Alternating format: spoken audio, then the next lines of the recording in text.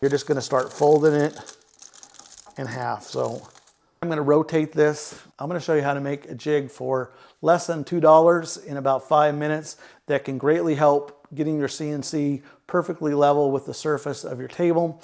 We're going to do a rough leveling today. I would definitely do this before surfacing your spoilboard. It will save you a lot of headaches later on. Nobody told me that this was something I needed to do when I built my first CNC. So go ahead and cut a piece of just scrap wood about 6 inches long if you're metric, around 150 millimeters in length.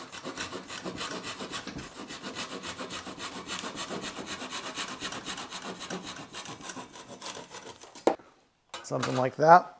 Next thing you're going to do is you're going to take a 1/4 inch bit and you're going to put it in your drill and you're going to drill a hole for a 1/4 inch bolt. And I'm going to come in about 3/4 of an inch.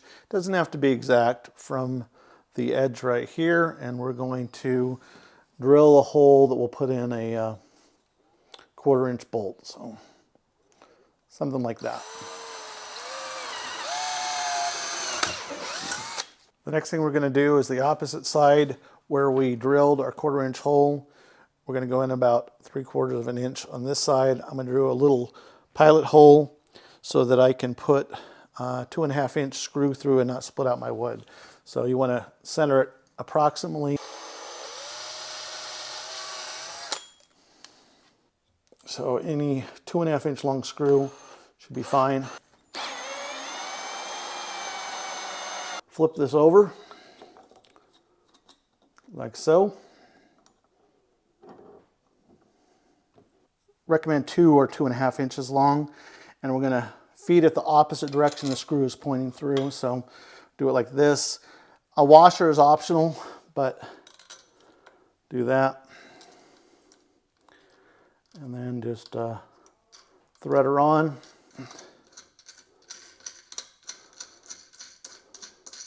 Probably should put a screwdriver on there and a little wrench and make sure it's really tight. You don't want it wobbling, but for our purposes, that's our tramming jig.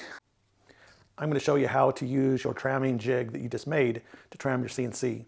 So go into your CNC software, use the jog controls, move your router to the center of your router table. Go ahead and unhook your router, shut off all power to the router, to the stepper motors. And then we're going to take the 1/4 inch bolt, we're going to put it up inside a 1/4 inch collet inside a router, and we're going to fasten it on just like you would a drill bit. And you don't have to go real tight because we're never going to put power on. We just need it to hold it snug. We now have this device set up, and we have our router turned off, unplugged, our stepper motors are off. You don't want to have any power going to anything when you're doing this process. And to adjust up and down, what we're going to try to do is get the tip of that screw to just touch the surface of our table directly out in front of our router. So I'm going to turn it to the right, and that should lower it. And you want it so that it's touching as faintly as possible.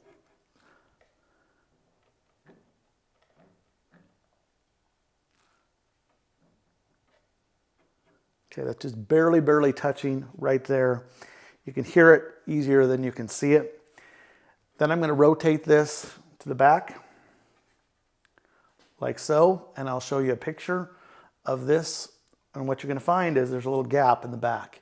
That means this router is not perfectly aligned with the surface of this table. Because there's a gap in the back, that means that this has been tilted a little bit too much forward. So when there's a gap in the back instead of the front, what's that mean? It means we need to tilt this bottom part of this mount forward. We need to shim this bottom part and then it will tilt it back. If it was a gap that we ended up having to address in the front, we would put shims on the top of this mount behind here. So I'm not doing where the router is going in, I'm doing it actually where it mounts onto the CNC. So then what do you use for shims? This is the easiest way to make shims. Just get a piece of aluminum foil, make your own. Aluminum foil, start with maybe a 4x4 square of regular aluminum foil, and you're just going to start folding it in half. So I folded it once. I folded it twice.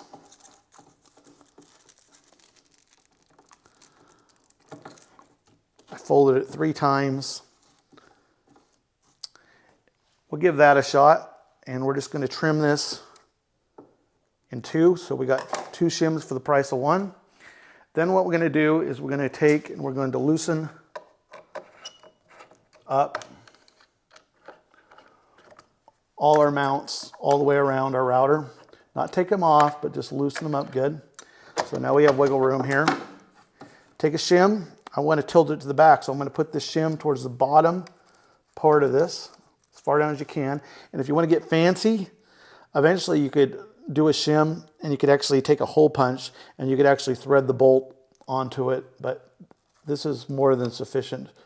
Just put it in like so, and then put your other shim down there at the bottom as well, as far down as you can go. I put it against the bolt. Tighten everything down. Make sure you do all your bolts all the way around. And it's surprising what just a tiny little shim like that can do to changing the leveling. It's pretty amazing. So I'm going to scoot this out front again. And I don't know if you can see that, but this is no longer touching. That would be what I would expect. I expect this to have come up a little bit, and I expect that to have gone down. But I'm going to go ahead and put this down in the front all the way to the surface again.